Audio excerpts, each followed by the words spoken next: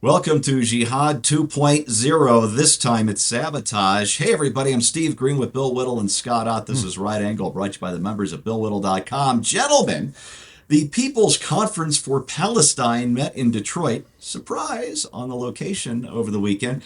And one featured speaker revealed what City Journal's Stu Smith called a step by step playbook for disabling American defense production.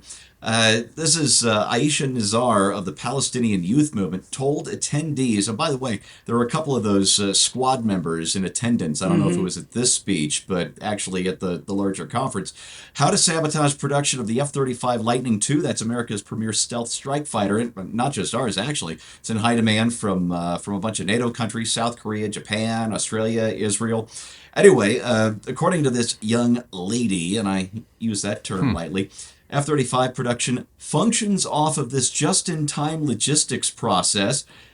She's clearly done her homework. And she said if one specific node of the any specific node really, of the F-35 supply chain is intervened in, it has a huge impact. And then she had a call to action. She said, we need to be surgical, we need to be strategic, and we need to be bold in our action because there are many different points of these supply chains of death that we can intervene in and we must intervene in. Bill, they can't shoot down our jets, but this is new, isn't it? Yeah, and you know what else we can do is we can, if she's an American citizen, we can arrest her for treason, and if she's a foreign national, we can deport her back to whatever crummy country she came from, and Yeah. and you know, we've watched this multicultural experiment around the world for quite a long time now, and and it's different than traditional American immigration, where you had people who were basically jumped through hoops of fire to come to live in America and stay here and contribute, as opposed to come here for the benefits and the political freedoms that they don't have in the countries that they're trying to support by destroying American defense initiatives. This is not a free speech issue. This is a foreign national discussing sabotage plans for the safety and the security of the United States. It's just that simple. And until I think she's about to be in for a bit of a surprise, personally, Oh, I hope so. because we have allowed this to go on for so long that we've been told that this kind of thing is a civil right. You have a civil right to support Palestine. You have a civil right to criticize the United States military. You have a right to do all of those things. But to lay out a plan of sabotage is a whole nother kettle of fish. And as you said, it sounds like she's done her research. I think I think Americans have woken up to this quite a long time ago and made it very clear last November that we're not interested in this kind of civil debate. And I think what we're really starting to see now around Europe is that Europeans are starting to wake up really fast in Great Britain and Ireland and to some degree in Germany, where the idea that we are somehow morally beholden to provide safe sanctuary for the people who want to destroy us, I think that idea has gone out of fashion. It's not gone out of fashion with the progressive left, but I think it's gone out of fashion with 80% of the people. And that 80-20 rule, the more I look at life and the more I analyze things, the more I realize that is an ironclad law of physics. You know, you're never going to get above 80-20 in just about anything, which means that I think 20% of the population of the United States, the far left part of the United States, 1 out of 5 Americans, be perfectly happy to see the U.S. military destroyed and this nation be basically brought down. I wish it weren't true, but it appears to be. And as we've discussed on this show several times before, the particular genius of Donald Trump seems to be, as I'll talk about in my episode, to identify cases where the 80% slice of the pie is a pro-American slice of the pie and then jump in on that issue right there. And because the left has nothing other than opposition to Donald Trump, they have no choice, both emotionally and politically, than to jump into the 20% slice of the pie, which is why the Democratic Party and people like this are looking at 20% approval ratings now. So congratulations. You've spoken your piece, and I hope you get the jail time you deserve. Because frankly, and this is always my test on all of these things, before I make a statement like this person needs to go to jail, I ask myself, how would you feel if the situation applied to you? And if I went to Iran or Oman or Qatar or Australia for that matter, and sat there and talked to an audience about how to sabotage the Australian defense industry, I would not be surprised nor particularly dismayed if it turned out that the Australian people didn't particularly like me doing that on my visa or whatever the case may be. Yeah.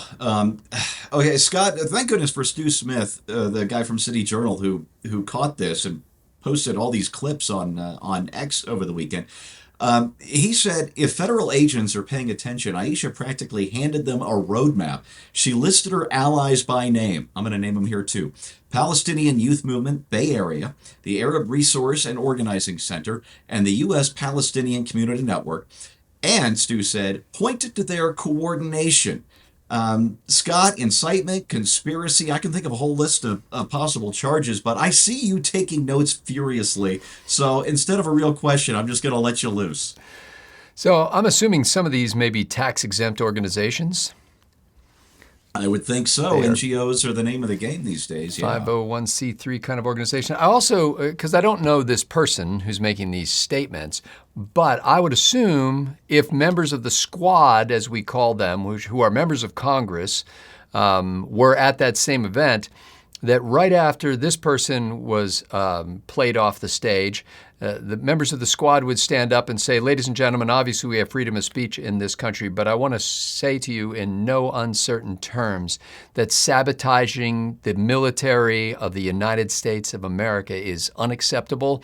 We do not support this, and we distance ourselves from and rebuke this speaker because she's wrong. Yeah, guess what didn't happen? Yeah, I'm just thinking. Okay, well, I'm making up my own event in my mind that would have been a better circumstance. I got the sense when you were saying these things that this was military intelligence data that we shouldn't even know because they were eavesdropping on our enemy's war room.